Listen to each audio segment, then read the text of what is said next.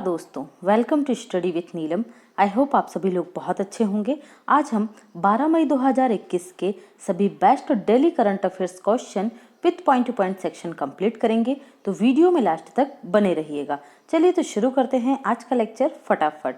पहला क्वेश्चन है हमारा, हाल ही में निम्न में से किस राज्य की पुलिस के द्वारा मिशन हौसला की शुरुआत की गई है? तो हमारा राइट आंसर होगा, राइट आंसर इज बी। किसने की है? उत्तराखंड पुलिस के द्वारा इसकी घोषणा की गई है, इस शुरुआत किया गया है किसकी? मिशन हौसला की। तो क्या है मिशन हौसला में?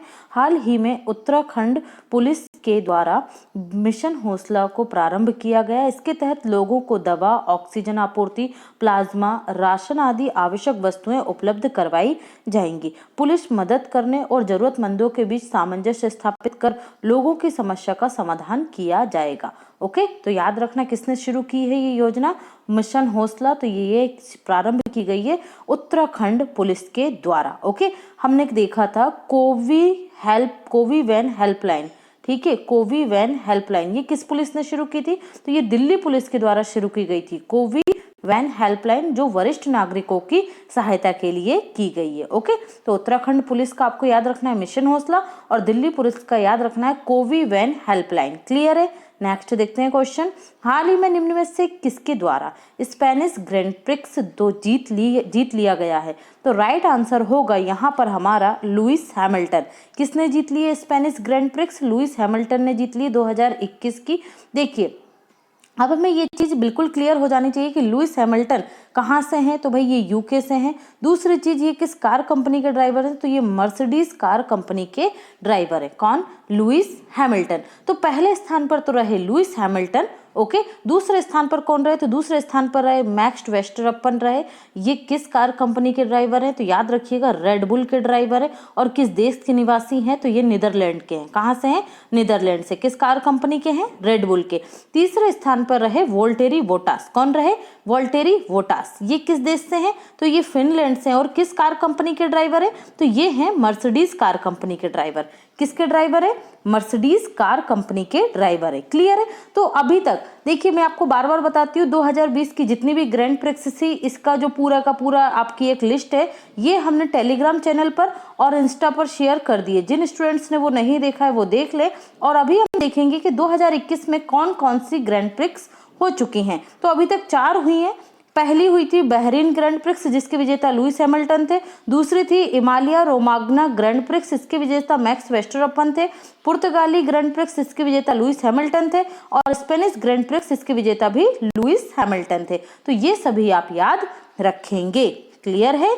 चलिए नेक्स्ट क्वेश्चन देखते हैं, हाल ही में निम्न में से किसने भारत में कोविड-19 संकट के समाधान के लिए $15 मिलियन का डोनेशन दिया है?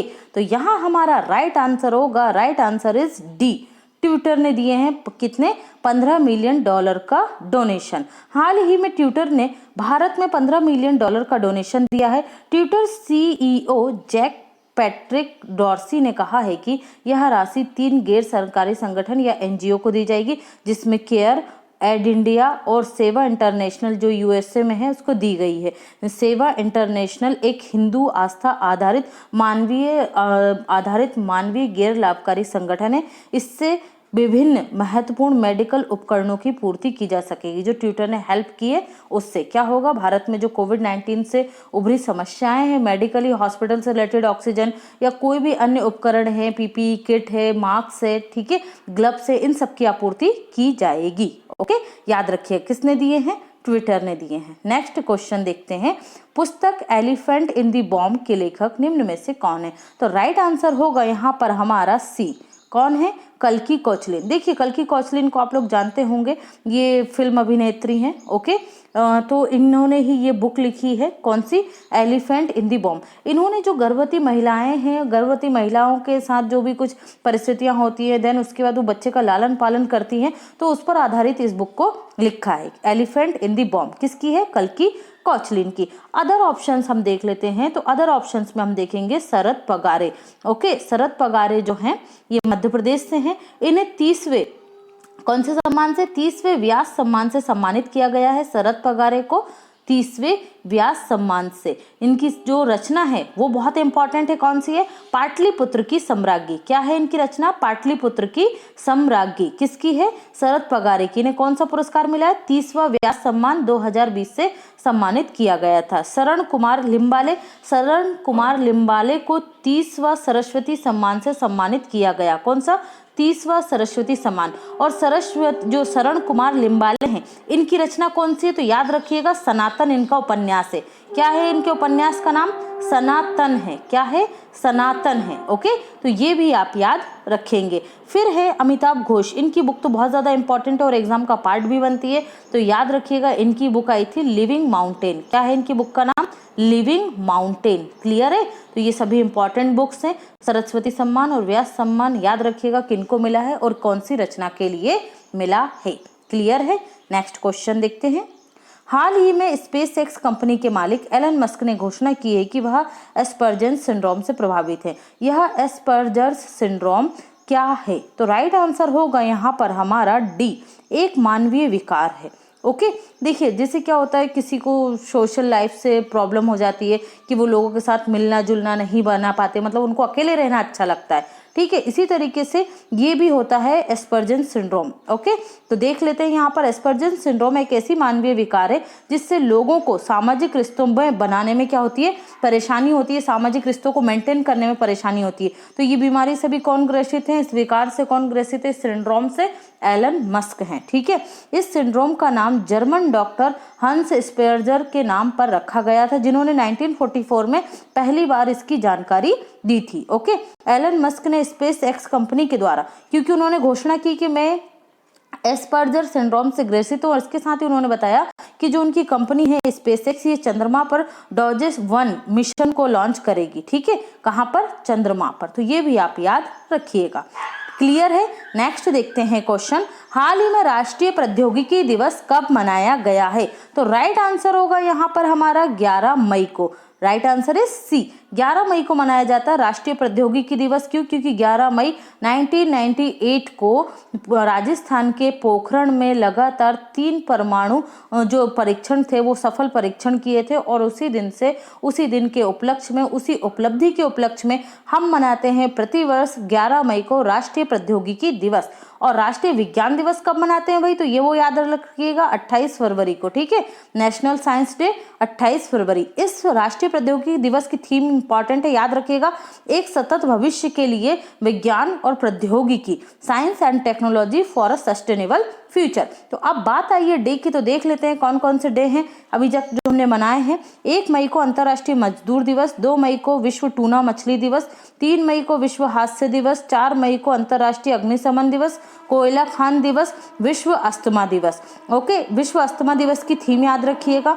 5 मई को मनाया विश्व हाथ स्वच्छता दिवस, 5 मई को ही अंतर्राष्ट्रीय मिडवाइफ दिवस, और 6 मई को मनाया इंटरनेशनल नो डाइट डे। 8 मई को हमने मनाया विश्व प्रवासी पक्षी दिवस, 8 मई को रेड क्रॉस दिवस, 8 मई को विश्व थैलेसीमिया दिवस, और इसकी थीम क्या थी? Addressing health inequalities across the global thalassaemia community. Clear है? तो ये सभी इंपॉर्टेंट डे थे, याद रखिएगा। नेक्स्ट देखते हैं। हाल ही में ज्वालामुखी विस्फोट के कारण चर्चा में रहा माउंट सिनाबंग निम्न में से किस देश में स्थित है? तो राइट आंसर होगा यहाँ पर हमारा B. Right answer is B, Indonesia में ये स्थित है। कहाँ पर है? इंडोनेशिया में है। ये देखिए इसकी विस्फोट की इमेज है, बहुत ही ज्यादा बड़ा विस्फोट हुआ है इसमें। देख लेते हैं इसके बारे में। हाल ही में इंडोनेशिया के माउंट सिनाबुंग में ज्वालामुखी विस्फोट के कारण ये चर्चा में रहा। माउंट सिनाबुंग इससे पहले 2010 में यह 400 वर्षों बाद एक्टिव था, मतलब पहले से ही 400 वर्षों तक एक्टिव था। 400 वर्षों के बाद इसमें विस्फोट कब हुआ? 2010 में, और अब हुआ है 2021 में। तो ये क्या है? एक सक्रिय ज्वालामुखी है। ठीक है, इंडोनेशिया के किस द्वीप पर हुआ ये? तो उत्तरी सुमात्रा प्रांत में स्थित है ये माउंट सिनाबंग, याद रखिएगा। इंडोनेशिया रिंग ऑफ फायर या सर्कम पैसिफिक बेल्ट में स्थित होने के कारण सक्रिय ज्वालामुखियों का घर कहा जाता है। रिंग ऑफ फायर में दुनिया के लगभग 75% ज्वालामुखियों का और लगभग 90% भूकंपों यहीं पाए जाते हैं। ओके, तो ये इंपॉर्टेंट फैक्ट है, याद रखिएगा, रिंग ऑफ फायर। नेक्स्ट है, हाल ही में के आर गौरी का निधन हो गया। KR गौरी का निधन हो गया, निम्न में से वह किस क्षेत्र से संबंधित हो? राइट आंसर होगा राजनीति। KR जो गौरी हैं ये कम्युनिस्ट पार्टी की नेता थी, ओके, और ये इनका पॉलिटिकल करियर बहुत ही सफलतापूर्वक रहा था। हाल ही में इनका निधन हो गया, याद रखिएगा कम्युनिस्ट पार्टी से थी, इनका निधन हो गया, ठीक है। नेक्स्ट देखते हैं क्वेश्चन। हाल ही में मैड्रिड ओपन वुमेन सिंगल का खिताब किसने जीता है? ओके, तो यहाँ हमारा राइट आंसर होगा मैड्रिड ओपन ये जीता है बेलारूस की खिलाड़ी एरेना सबालेंका ने। एरेना सबालेंका किस देश से हैं? बेलारूस से हैं। कहाँ से हैं? बेलारूस से हैं। बेलारूस की टेनिस प्लेयर है और इन्होंने जीता है मैड्रिड ओपन वुमेन सिंगल का खिताब। उप विजेता कौन रही? इन्होंने किसको हराया है? एरिना ने। तो इसकी उप विजेता रही हैं एस्ले बार्टी। कौन रही हैं? एस्ले बार्टी रही हैं। और एस्ले बार्टी किस देश की टेनिस प्लेयर है? तो ये याद रखिएगा ऑस्ट्रेलिया की प्लेयर है। कहाँ की है एस्ले बार्टी? ऑस्ट्रेलिया की। और एरिना सबालेंका ने इन्हें ही हराया है मैड्रिड ओपन में, ओके। अदर ऑप्शंस हम देख लेते हैं। नाओमी ओसाका, तो ये कहाँ की है भाई खिलाड़ी? ये हैं आपके टेनिस प्लेयर जापान की। कहाँ के टेनिस प्लेयर हैं? नाओमी ओसाका जापान की। और इन्होंने ऑस्ट्रेलियन ओपन 2020 का क्या जीता था? ऑस्ट्रेलियन ओपन 2021 के वुमेन सिंगल का खिताब जीता था। और ऑस्ट्रेलियन ओपन मेन सिंगल का खिताब किसने जीता था? तो ये भी याद रखिए नोवाक जोकोविच ने जीता था। नोवाक जोकोविच किस देश के हैं? तो भाई वो सर्बिया के। कहाँ से हैं? सर्बिया के हैं, ओके, याद रखिएगा। फिर है नाओमी ओसाका से एक और पॉइंट आप याद रखिएगा कि कुछ समय पहले ही हमने पढ़ा था कि नाओमी ओसाका को Laureus women best player of the year चुना गया था। किसको? नाओमी ओसाका को। और राफेल नाडाल को चुना गया था Laureus men best player of the year. किसको? राफेल नडाल को। क्लियर है? तो राफेल नडाल ये भी टेनिस प्लेयर है, किस देश के हैं? स्पेन के हैं, ओके, तो ये भी आप याद रखेंगे। कोनेरू हम्पी ये भारतीय हैं और किस खेल से संबंधित है? तो ये शतरंज की खिलाड़ी हैं। और ये चर्चा में क्यों थी? इन्हें BBC best player of India चुना गया था। BBC best player of India चुना गया था। किसको? कोनेरू हम्पी को। बारबोरा स्ट्राइकोवा, ये नाम भी आपने सुना होगा। बारबोरा स्ट्राइकोवा ये टेनिस प्लेयर है, किसकी? चेक गणराज्य की। कहाँ के टेनिस प्लेयर हैं? चेक गणराज्य की। क्लियर है? तो ये सभी पॉइंट आप याद रखेंगे। नेक्स्ट देखते हैं। अगर आप स्टडी विथ नीलम चैनल पर पहली बार आए तो फटाफट से हमारे चैनल को सब्सक्राइब कर लीजिए, बेल आइकन प्रेस करना बिल्कुल ना भूलें, जिससे सभी वीडियो के नोटिफिकेशन आपको सबसे पहले प्राप्त हो। आप हमें सभी सोशल मीडिया प्लेटफॉर्म पर फॉलो कर सकते हैं, लिंक आपको डिस्क्रिप्शन बॉक्स में मिल जाएगा। वीडियो को ज़्यादा से ज़्यादा लाइक कीजिए, शेयर कीजिए और चैनल को सब्सक्राइब करना बिल्कुल मत भूलिए। PDF के लिए टेलीग्राम चैनल को ज्वाइन करना मत भूलिएगा, स्टडी विथ नीलम के नाम से आपको मिल जाएगा, विदाउट स्पेस सर्च कीजिएगा, ओके। चलिए तो देखते हैं हम पॉइंट टू पॉइंट सेक्शन। हाल ही में तमिलनाडु राज्य सरकार के द्वारा अपने 9 विभागों के नामों में परिवर्तन किया गया है। देखिए 9 विभाग हैं, सभी के नाम नहीं आएंगे, लेकिन फिर भी आप याद रखिए मत्स्य कल्याण विभाग, ठीक है, किसान कल्याण विभाग, कृषि विभाग को क्या कर दिया? किसान कल्याण विभाग। मत्स्य विभाग को क्या कर दिया? मत्स्य कल्याण विभाग, ठीक है। इस तरीके से कितने? 9 विभाग। यहाँ के नए मुख्यमंत्री कौन बने? MK स्टालिन बने। कौन? तमिलनाडु के, ओके, ये भी आप याद रखिएगा। हाल ही में बजाज फिनसर्व के द्वारा जन जागरूकता अभियान सावधान रहिन सेफ रहिन प्रारंभ किया गया। तो ये किस लिए किया गया? कि आप आर्थिक धोखाधड़ी से बच सकें, ओके। इसका मुख्यालय कहाँ पर है बजाज फिनसर्व का? तो पुणे महाराष्ट्र में इसका मुख्यालय। वर्तमान में इसके CMD हैं संजीव बजाज। हाल ही में फिक्की लेडीज ऑर्गेनाइजेशन के 38वीं अध्यक्ष वर्ष 2021-22 के लिए किसे चुना गया है? उज्ज्वला सिंघानिया को नियुक्त किया गया है। जो फिक्की लेडीज ऑर्गेनाइजेशन है इसमें महिलाओं में उद्यमशीलता बढ़ाने के लिए इसको कब गठन हुआ था? 1983 में हुआ था, ओके। और फिक्की का फुल फॉर्म क्या होता है? Federation of Indian chamber of commerce and industries. और इसके अध्यक्ष कौन है वर्तमान में? उदय शंकर है। याद रखिएगा फिक्की लेडीज ऑर्गेनाइजेशन की पहली महिला अध्यक्ष कौन? इसकी फिक्की की पहली महिला अध्यक्ष कौन बनी थी? तो उदय शंकर से पहले थी संगीता रेड्डी। कौन थी? संगीता रेड्डी। तो उन्हें भी आप याद रखेंगे। नेक्स्ट है, हाल ही में इंटरपोल के द्वारा सांस्कृतिक विरासत संपत्तियों की सुरक्षा के लिए ID आर्ट मोबाइल ऐप को लॉन्च किया गया। इसका उद्देश्य क्या था? देखिए भाई, क्या होता है, विभिन्न देशों की जो सांस्कृतिक विरासत होती है, मूर्तियां होती हैं, बहुत पुराने जो भी कोई पुरातात्विक महत्व की वस्तुएं होती हैं, उनको चुरा लिया जाता है, फिर उन्हें बेचा जाता है तो वो किसी को प्राप्त होती है। तो इंटरपोल के पास इस मोबाइल ऐप पर जिनकी रिपोर्ट की जाएगी, जिनकी जानकारी होगी, वो सभी इस मोबाइल ऐप पर उपलब्ध होंगे और इससे पता किया जा सकेगा कि अब किसी को कोई चीज किसी भी थ्रू, किसी भी माध्यम से अगर प्राप्त होती है वो चुराई गई चीजें, तो वो यहाँ पर इंटरपोल पुलिस को क्या कर सकते हैं, इन्फॉर्म कर सकते हैं और यहाँ से उन चीजों को उनके जो सही ऑनर है उन तक पहुंचाया जा सकेगा। Interpol international criminal police organisation, इसका मुख्यालय आपको कहाँ मिलेगा? लियोन, फ्रांस में मिलेगा। वर्तमान में इसके अध्यक्ष कौन है? तो जुर्गेन स्टॉक है। कौन है? Jurgen Stock. क्लियर है? नेक्स्ट देखते हैं। हाल ही में आईबीएम कंपनी के द्वारा IBM international business machine 2 nanometre chip बनाई है इन्होंने। सबसे छोटी और सबसे शक्तिशाली माइक्रोचिप है, ये इन्होंने दावा किया है। किसने? आईबीएम ने। ओके, देखिए जनरली क्या होता है, 7 या 10 नैनोमीटर के जो नैनो चिप होती है, नैनोमीटर की जो चिप होती है, उसका प्रयोग किया जाता है। अब आईबीएम ने बनाई है 2 नैनोमीटर की चिप। ओके, तो आईबीएम का फुल फॉर्म मैं बता चुकी हूँ। उसकी स्थापना कब हुई थी आईबीएम की? 1972 में हुई थी। कहाँ मिलेगा आपको हेडक्वार्टर? न्यूयॉर्क में इसका हेडक्वार्टर मिलेगा। वर्तमान में इसके सीईओ और चेयरमैन कौन है? अरविंद कृष्णा है। कौन है? अरविंद कृष्णा है। क्लियर है? याद रखना। हाल ही में हरियाणा सरकार के द्वारा कोरोना वायरस के लिए आयुर्वेदिक टेलीमेडिसिन सुविधा प्रारंभ की गई है। 1075 हेल्पलाइन नंबर के माध्यम से डॉक्टरों से मरीजों द्वारा बात की जा सकेगी। ठीक है, किसने प्रारंभ की है? हरियाणा सरकार ने प्रारंभ की है। हाल ही में चाइना के वैज्ञानिकों ने यूरेनियम के सबसे हल्के रूप की खोज की है। मतलब यूरेनियम के भी बहुत सारे रूप होते हैं, उसमें सबसे हल्के रूप की खोज की है और इसका नाम क्या है? U-214 है। क्या नाम है? U-214। यूरेनियम को क्या नाम से जाना जाता है? यूरेनियम को येलो केक के नाम से भी जाना जाता है। किसको? यूरेनियम को। और जो न्यूक्लियर रिएक्टर होते हैं उसमें कौन सा यूरेनियम होता है? जो जिसे हम एनरिच यूरेनियम कहते हैं, उसका नाम क्या है? तो उस एनरिच यूरेनियम का नाम है U-235। ठीक है, U-235 यूरेनियम का उपयोग किया जाता है। तो ये भी आप याद रखेंगे। और जो ये है आपका जो नया खोजा गया है U-214 यूरेनियम, इसमें अल्फा पार्टिकल्स के ये किसका उत्सर्जन कर रहा है? अल्फा पार्टिकल्स का उत्सर्जन कर रहा है। तो ये भी आप याद रखिएगा। ठीक है, जबकि न्यूक्लियर रिएक्टरों में यहाँ पर दे दिया यूरेनियम 235 का उपयोग होता है, तो ये ध्यान रखिएगा। हाल ही में असम के 15वें मुख्यमंत्री कौन बने? हेमंत बिस्वा शर्मा बने हैं। ब्रिटेन के द्वारा अपना पीपल्स एडवोकेट किन्हें नियुक्त किया गया है? डेविड एटनबरो को नियुक्त किया गया है।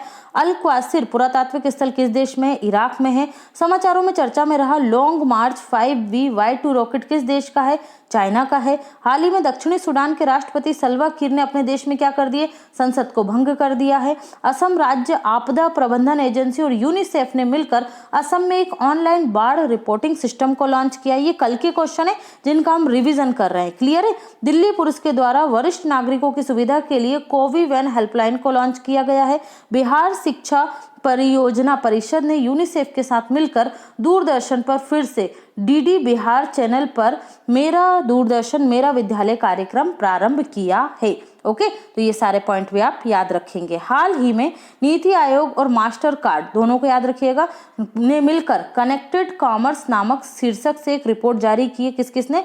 नीति आयोग और मास्टर कार्ड ने। इसमें डिजिटल रूप से समावेशी भारत बनाने के लिए एक रोड मैप तैयार किया गया। इसके साथ ही 1.3 अरब नागरिकों तक डिजिटल सेवा की पहुंच उपलब्ध कराने की दिशा में भी आवश्यक सिफारिशें इस रिपोर्ट में की गई है। ओके, तो नीति आयोग का अध्यक्ष कौन होता है? प्रधानमंत्री होता है। ठीक है, और नीति आयोग के वर्तमान में उपाध्यक्ष कौन है? बहुत पहले से बता चुकी हूँ, कमेंट सेक्शन में बताइएगा।